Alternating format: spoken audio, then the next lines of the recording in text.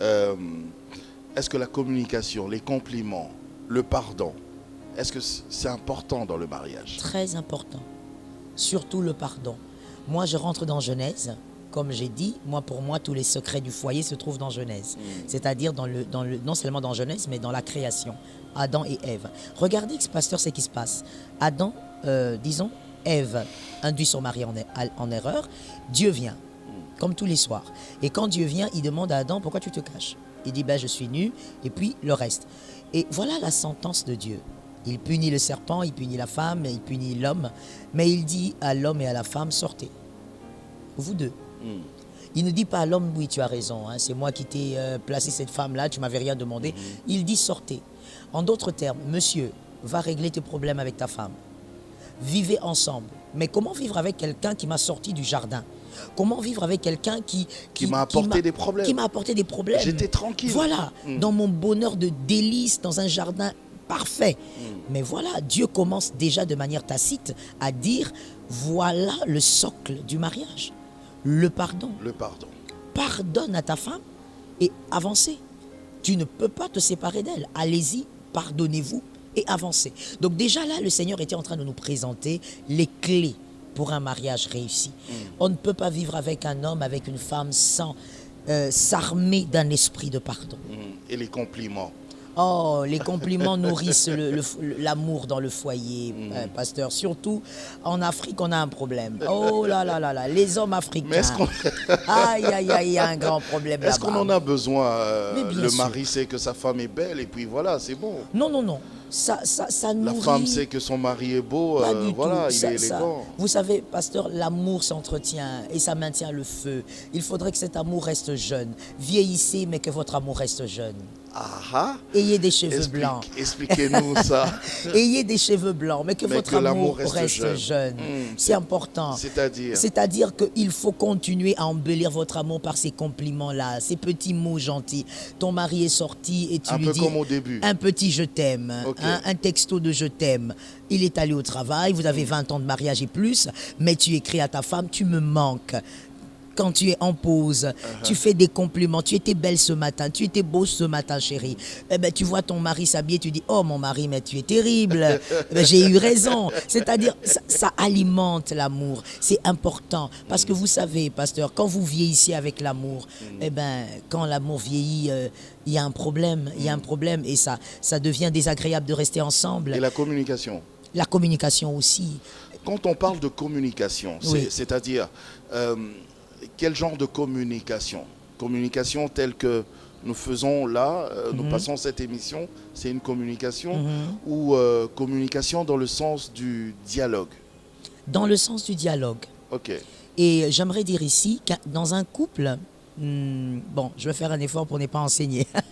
Dans un couple, il doit y avoir 3 types de communication majeures. Okay. On va les mettre comme ça dans 3 groupes. Premièrement, vous devez communiquer comme étant des bâtisseurs. Je commence par là et je préfère les classer de cette manière. Oui, l'homme et la femme. Okay. Vous devez communiquer comme des bâtisseurs, premièrement. C'est-à-dire, on est marié, pourquoi? On s'aime, c'est vrai, mais on ne se marie pas seulement parce qu'on s'aime. On se marie aussi parce qu'on est compatible à bâtir. On doit bâtir une histoire. On fait des enfants pas pour contempler nos meilleures versions, mais on fait des enfants pour bâtir des destinées. Moi, j'ai dit dernièrement dans un enseignement, il faut, quand on est marié, bâtir un empire. C'est-à-dire, vous communiquez d'abord en tant que bâtisseur. Chérie, qu'est-ce qu'on fait cette année? Qu'est-ce qu'on a réalisé? On doit acheter une maison. Donc, comment on s'y prend? Voilà, de vos projets, des projets des enfants. C'est qu'on veut faire des enfants. Parce qu'il faut dire que quand les enfants sont sous votre toit, le Seigneur vous donne l'opportunité de façonner ces enfants. Qu'est-ce que vous voulez? Vous voulez qu'ils étudient à Harvard d'ici 7 ans, d'ici 8 ans. Comment on travaille aujourd'hui pour que ça soit possible? Quelles sont les dépenses à éviter, chérie? C'est la première catégorie. Une manière de communiquer en tant que bâtisseur. Deuxième communication en tant qu'ami. Ça ne doit pas manquer. En tant qu'ami, on doit parler en tant qu'ami. C'est-à-dire, est-ce que ça va? Est-ce que ça va chez toi? Est-ce que, surtout quand on est chrétien, est-ce que spirituellement tu vas bien? Est-ce que tu as des problèmes au fond de toi? Est-ce que tu as des frustrations dans ce mariage? Est-ce que des fois, ce que je fais t'arrange? Est-ce que je m'améliore? Pour rien comme ça? Oui, pour rien. On parle de ça? Exactement, pour rien. Et c'est d'ailleurs mieux de parler quand il n'y a pas eu dispute, quand il n'y a pas un problème à régler. Non, on est là, on est devant. Ça risque pas de réveiller une certaine frustration quelque justement, part. voilà pourquoi j'ai dit, pasteur, on parle comme des amis. Vous savez, quand vous causez avec votre ami, un homme, vous n'allez pas vous frustrer face à certaines même remarques ou reproches qu'il pourrait vous faire. C'est-à-dire, quand on parle comme des amis, on enlève un peu la casquette de c'est ma femme, c'est mon mari, mais on est d'abord amis. Là, on se parle comme ça, sans gants et à froid. Je peux te dire, chérie, écoute, ces derniers temps, j'ai eu des problèmes en tant qu'homme, je dis, j'ai eu des problèmes, j'ai l'impression que j'ai des pulsions sexuelles et qui commencent à me déranger. Des fois au travail, ça me dérange. Je te parle comme un ami. Vous dites ça à votre femme? À votre femme, parce que là, c'est votre amie. Et elle est censée comprendre ça? Elle doit comprendre ça parce qu'elle doit aussi porter la casquette d'amie. Ou alors, quelque part, elle permet donc à son mari d'avoir quelqu'un à qui il va le dire. Parce que... Pasteur Joël, c'est peut-être pas facile pour vous, hein? Non, pasteur, je dis tout se bâtit. On parle à cette femme lambda, à ce monsieur lambda qui nous suit. Non, pasteur, je dis tout se bâtit. Je dis tout se bâtit quelque part quand on comprend l'importance d'une chose. Pasteur, des fois, on va même au-delà de ce qu'on peut. Je donne un exemple, vous êtes très malade et on vous dit, écoutez, il faut forcément qu'on puisse faire des injections pendant 7 jours. Ça fait très mal, mais écoutez, quand vous réalisez la portée des choses, vous finissez par comprendre. Parce qu'il faudrait d'abord comprendre pourquoi on fait les choses. J'ai l'habitude de dire aux femmes mariées, quand on est dans un couple, il faut savoir, vous voulez être là parce que vous voulez avoir une alliance au doigt, ou vous voulez être dans votre foyer parce que vous voulez vivre avec un mari qui vous fait confiance et avec qui vous bâtissez quelque chose. À un moment donné, il faut arrêter de croire que votre mari c'est Batman, que votre mari c'est Superman. Et vous devez réaliser que c'est un être humain qui a été un humain, qui est un humain et qui a une histoire et qui est un être humain. C'est-à-dire, il peut arriver à votre mari d'avoir certaines pulsions et il n'est pas forcément pour penser à vous. C'est très fort, mais c'est ça la vérité. Ça peut arriver. Ça peut arriver, pasteur. Je sais que je choque, mais ils sont habitués. J'ai l'habitude de choquer. Donc, c'est-à-dire que vous devez être une femme quand même mature. Vous avez des pulsions sexuelles pendant une période. Oui. Mais vous ne pensez pas à votre femme. Ça arrive souvent aux hommes. Ok. Ça arrive souvent aux hommes. Vous ne pensez pas. Aux pas. femmes, ça arrive aussi? Je pense que ça arrive, mais c'est rare. C'est rare. Oui, c'est une minorité. Mais les hommes, si. Pourquoi? J'ai remarqué qu'une femme peut se retenir comme ça. Mais oui, pasteur. Même 6 ans, oui, 10 bien ans, sûr. Et puis, oui, elle a été créée comme ça. Et je rentre dans la Bible en parlant de ça parce que je sais qu'il y a des femmes qui ont jeté les couverts pour dire qu'est-ce que madame raconte. Je dis ceci. Regardez dans la Bible, la parole de Dieu dit, Marie, aime ta femme. Marie, aime ta femme. Pourquoi Dieu insiste sur ça? Pourquoi Dieu le dit comme une instruction? Parce qu'il est difficile à un homme de rester figé sur une femme. Sur une femme. Ça doit être une instruction. Venant soit de Dieu, soit venant d'une éducation rare. Parce qu'il y a des hommes, ils sont athées, mais qui ont été maris d'une seule femme pendant 20, 25 ans. Donc là, cela émane d'une éducation très rare. Mais il faut le Seigneur pour que ça arrive. Mais il faut à un moment, pasteur, pour rentrer dans ce que je disais, il faut qu'à un moment, vous ne soyez pas seulement l'épouse, mais vous soyez son ami. Mais s'il est incapable de vous dire certaines vérités, alors il y a 2 options. Soit il y a quelqu'un d'autre à qui il le dit, ou encore il se débrouille pour régler ses frustrations.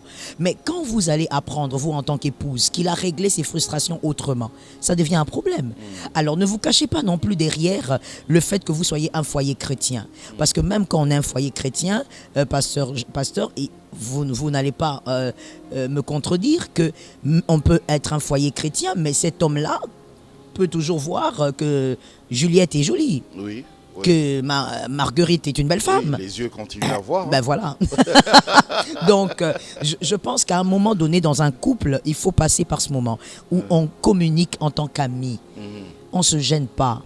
Et la deuxième façon de communiquer, c'est la troisième façon. La troisième, c'est justement ce dont tu viens de parler, c'est-à-dire on parle pour régler certains problèmes. Il y a des problèmes à régler. On est humain. Il est évident qu'on ait des problèmes. Et donc, à certains moments, on règle les problèmes, mais à froid.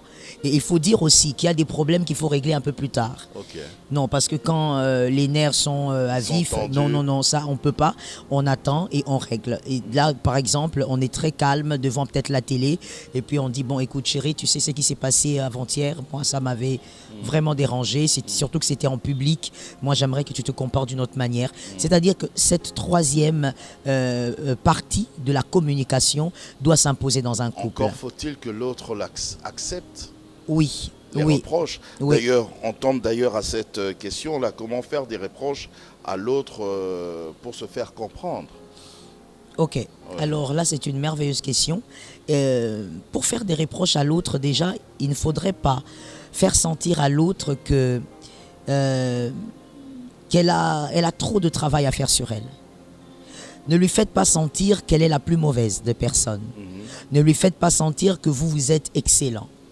Et que le problème dans ce foyer, c'est lui. Toi. Non. Ça ne se règle pas comme ça. Ça me rappelle un philosophe, on était en 6e, qui disait, je ne connais plus, Gabriel Marcel, quelque chose comme ça. Lui qui disait, l'enfer c'est l'autre. Vous voyez ça? Quand vous allez avec ce genre de perception dans le mariage, ça ne marche pas.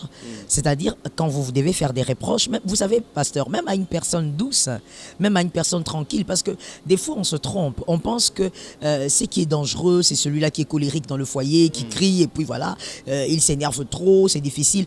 Mais il n'y a pas que celui-là. Moi, j'ai eu à traiter des cas dans des couples, un monsieur très calme, un monsieur pratiquement silencieux. Vous parlez, il vous regarde, il ne réagit pas, mais il est pire que le colérique qui réagit. C'est-à-dire, ce qu'il fera après vous surprend, vous dites, mais attends, c'était calme ici, et qu'est-ce qui s'est passé? C'est-à-dire, le problème, c'est l'approche. Comment vous venez me faire des reproches? Vous venez me faire des reproches. Voilà encore un autre problème, pasteur. Vous venez me faire des reproches parce que vous voulez me voir m'améliorer ou parce que vous voulez me dire tu es la mauvaise personne, tu dois te transformer totalement. Parce que c'est ça aussi le problème. Il y a des fois des femmes qui viennent avec ces genres de reproches envers leur mari et vice-versa. Mais quand la personne parle... Dans l'intention de changer la personne. Dans l'intention d'ajouter. D'ajouter, oui. D'ajouter. De dire à la personne, tu es la personne qu'il fallait. Mais pas forcément le dire comme ça de manière claire. Mais votre approche, la manière dont vous faites les reproches, vous me faites comprendre que je suis la personne que tu voulais. Je suis la bonne personne. J'ai des qualités, mais il y a quelque chose qui dérange. Et si on répare ça, ça va nous aider, nous deux. Okay. Et donc, ça dépend. Moi, j'ai vu dans des couples des gens mal prendre des reproches parce que c'était malvenu. Ça ne doit pas être malvenu. Il faut avoir quand même une certaine manière de présenter vos doléances. Et quand c'est mal présenté, c'est là que la personne crée un mur. Et vous êtes vous deux les perdants. Lorsqu'il y a un mur, ne vous en faites pas. Même celui qui devrait améliorer sa façon d'être est aussi perdante. Donc, mais parfois, il y a des situations qui énervent, alors on ne sait pas faire des reproches autrement. Par exemple, une femme qui ne s'est pas préparée, par exemple. Oui. Ou un homme qui rentre tout le temps tard et bien bourré. Déjà, à la base, vous êtes énervé par rapport à cette situation-là. Oui. Comment reprocher l'autre à s'améliorer? Voilà. Pasteur, moi je dis ceci. J'ai l'habitude de dire ceci. Dieu, il est alpha, il est oméga. Et dans la nouvelle alliance, nous voyons aussi qu'il est oméga et il est alpha. C'est-à-dire, il commence d'abord par finir les choses. Il commence d'abord par finir les choses et ensuite il revient au commencement. Moi, j'aimerais dire, quand on est marié, on est un homme, on est une femme, c'est-à-dire on est mature. Des fois, face à certaines situations, pasteur, il faut être oméga. Je parle des situations qui énervent déjà. Il faut être oméga. Okay. C'est-à-dire, je suis énervé maintenant. Mais si je réagis, ça nous mène à quoi? Qui énervent et qui deviennent récurrentes. Oui, mais ça nous mène à quoi? Si je réagis violemment, quelle sera la fin? Qu'est-ce que je recherche? Parce que vous savez, pasteur, un enfant veut des résultats à tout prix. Ok. Il réagit parce qu'à tout prix, il veut des résultats, de toutes les manières, même en criant, en pleurant. Lui, ce qu'il veut, c'est des résultats. Mais un Maintenant et tout de adulte, suite. exactement. Mais un adulte, une personne mature, elle se pose des questions. J'aurai des résultats si je réagis, ça c'est sûr. Mais quel type? Et pour quel but? Ok. Je veux vivre avec ma femme qui ne s'est pas préparée, je l'aime, je veux vivre avec elle, je veux bâtir une histoire, ou je ne veux plus d'elle. Si je veux d'elle, si je veux bâtir quelque chose, alors je dois comprendre que je dois l'aider à mieux faire. Mais ça prendra du temps. Parce qu'une personne mature, c'est aussi une personne qui sait, qui a des reproches qu'on fait dans le foyer, pasteur, qui prennent du temps, qui ne changeront jamais tout directement ou dans 1-2 ans. C'est ça aussi la maturité. Quand je suis en face de ma femme, je suis en face de mon mari, c'est vrai, ça me fait mal, c'est vrai que ça énerve, c'est vrai que ça dérange. Un homme alcoolique, imaginez, il vient, il fait du bruit, les enfants et tout ça. Il faut protéger la psychologie des enfants. Déjà, j'ai dit, ce sont des femmes extraordinaires qui arrivent à vivre avec des hommes comme ça. Oui. Je dis coup de chapeau Bravo à les ces femmes, oui, ouais. vous êtes extraordinaires. Mais quand vous êtes avec un homme comme ça, il y a des choix à faire.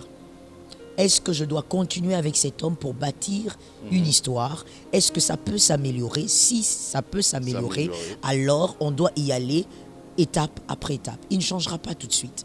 Il est dépendant. Vous dites si ça peut s'améliorer, donc Oui, ça peut arriver que ça ne s'améliore pas alors. ça peut arriver. Ça peut arriver. Il faut le dire, Dans ce ça cas, peut je fais arriver. quoi? Je divorce? Non, dans ce cas, c'est que moi, je conseillerais à la femme, c'est d'avoir un appui solide pour lui permettre de rester dans ce foyer. Quand je dis appui, je parle non seulement de Dieu, mais je parle aussi d'un être humain.